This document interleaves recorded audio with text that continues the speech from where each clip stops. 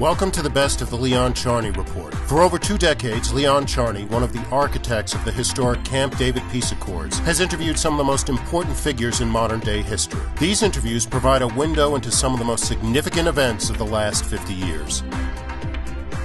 In this excerpt, Leon Charney speaks with recently deceased former Israeli Prime Minister Yitzak Shamir, who gives insight into the basic thinking of the Likud Party. Then Shamir talks about the possibility of a civil war in Israel. And finally, Prime Minister gives his evaluation of the peace process. All issues still relevant.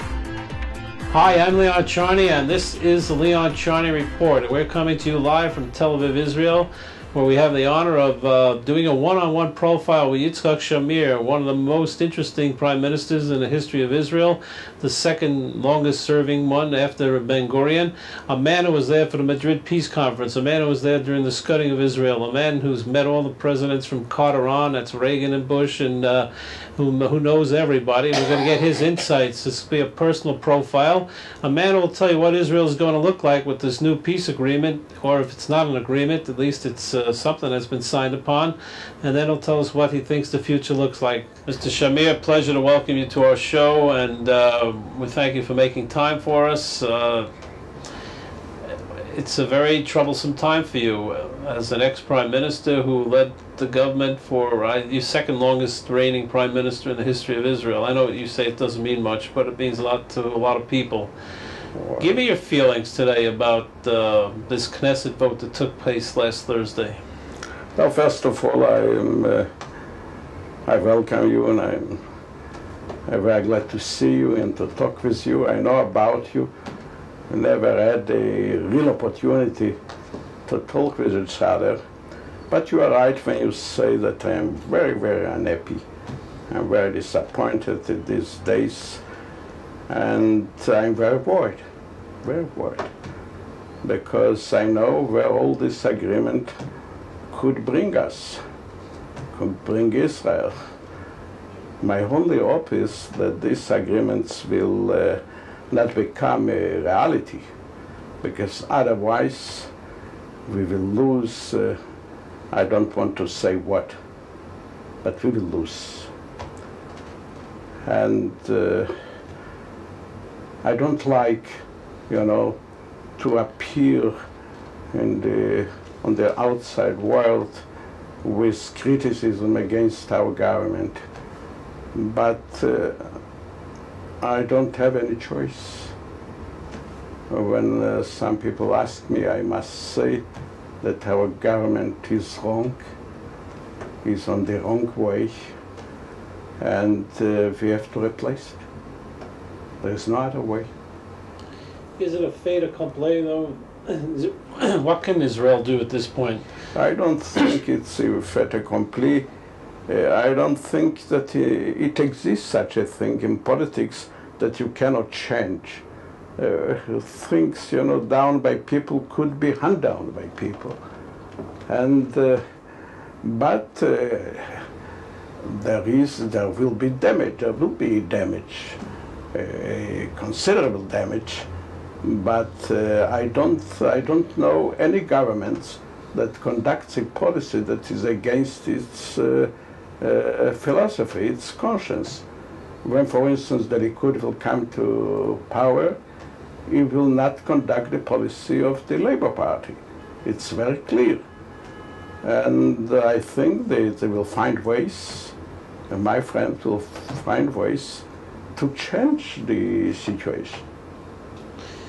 You've had an illustrious career in this country. You were head of the Likud Party, and then you became Speaker of the House, and you became the Prime Minister. You know this country better than most people. You're sort of the elder statesman in this country. Do you think that you can reverse something, an agreement that world opinion has, in a sense, committed itself to? Yeah, I think as I said before, nothing is irreversible. Nothing is irreversible. If you will study the history of any country, you will see it. You can change anything. It depends how much energy it will take, how much time you will have to invest in it. but I don't think that it is irreversible. I know the public opinion, of course, but the public opinion will see, I think, in a very short while that this agreement is not workable. What is the platform of the Likud with respect to the Palestinian issue? Well, I think we are still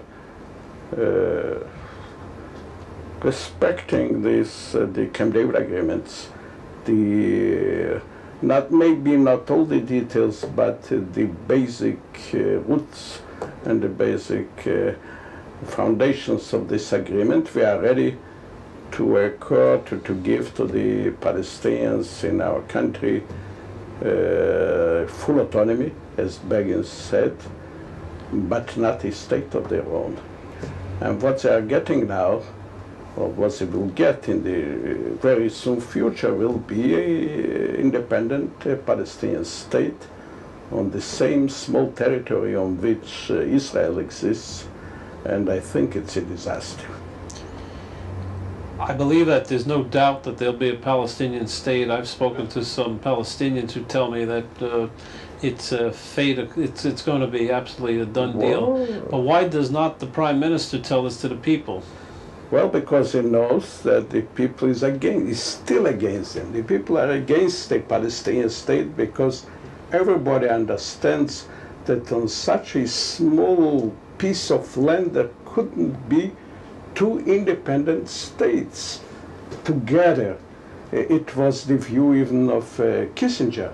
He said it once very clearly that it couldn't be on such a small piece of land an existence of two states that are not in love with each other, you know. Well, then Rabin, you know, says that it will be some structure, but not a state, maybe de facto it will be a state, it will not be a state. Well, it's not clear, I think, and the Palestinians themselves, they want to have a state, and they are sure they will get it, and they want Jerusalem to have Jerusalem as the capital of this state. And you know, Jerusalem is a reason, that could be a reason for an eternal war. Therefore, I'm sure that by this agreement, we are not going towards peace. Do you think you're possibly going towards a civil war in this country? I don't think a civil war, because you don't have among the Jewish people, the Israeli people, you don't have somebody who is ready to go to a civil war. We don't want to have a civil war, therefore it will not be a civil war, but it could be a war, a game between Arabs and Israelis. It's not peace, it's a war. So you think basically this document that they signed is not a document of peace, but it's a document of a war in the future? Not at all. It doesn't lead us to peace, because it couldn't work. It couldn't work.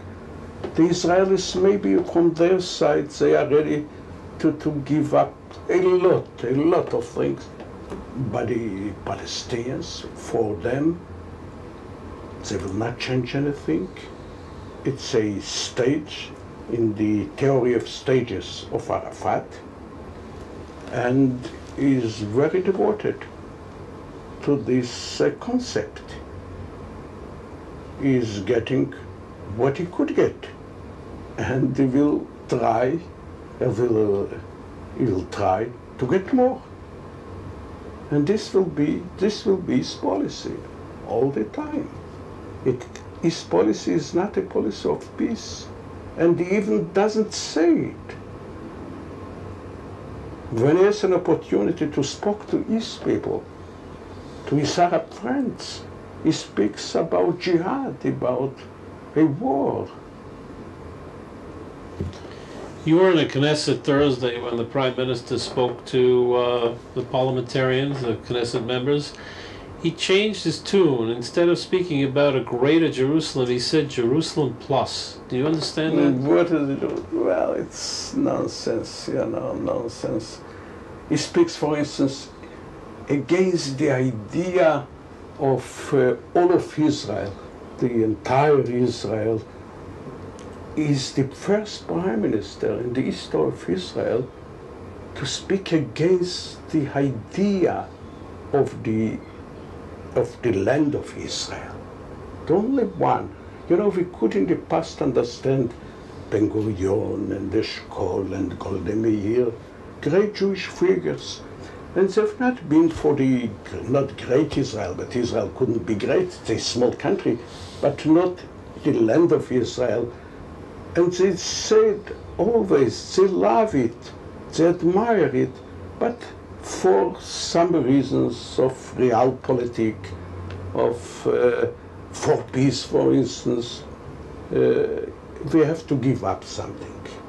That I could understand, if not accept it, but to be in principle against the idea of all the land of Israel, this is really disastrous. If Rabin was the first to say it, I think he will regret it one day. Now, Rabin worked very closely with you, and I understand had a good relationship with you when you had your national unity government. Yes, of course, but we've never discussed politics. You never discussed the future? Never. In daily matters, there have not been any difference of views. And he was very, very much interested in to be the Minister of Defense, and therefore decided to be with me in very good relations. But no, we've not discussed the future and not politics. Well, and there was this gap between him and Peres that encouraged me in those times. Are you in shock, in a sense, by the behavior of Rabin? No, I am not in shock because I don't. I am shocked by the attitude of the people. I think we have, of course, now. I am sure that half of the population is with my views, but we need more. We need more, and I think all the position of Rabin, all his concepts, are not logical, illogical. And I would say not honest, because it doesn't say the truth. It doesn't say the truth. He said once about the Golan Heights that he will not leave it. Right, it's in a platform. Yeah, in his platform. How could it be so that the prime minister says the contrary of what he said a few years ago?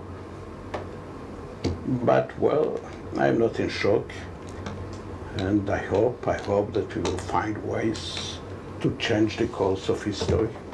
In modern Middle East history, only one peace treaty has stood the test of time, the 1978 Camp David Accord. In the new documentary film, Backdoor Channels, The Price of Peace, learn the true story behind the greatest diplomatic achievement of our time and its lessons for the future. The price of peace is very high. To have this courageous man and my close friend killed. Winner of the Telly Award for Best Cultural Program. Now available at select stores including Barnes & Noble and online at Amazon.com. The preceding program was brought to you by Backdoor Channels, The Price of Peace.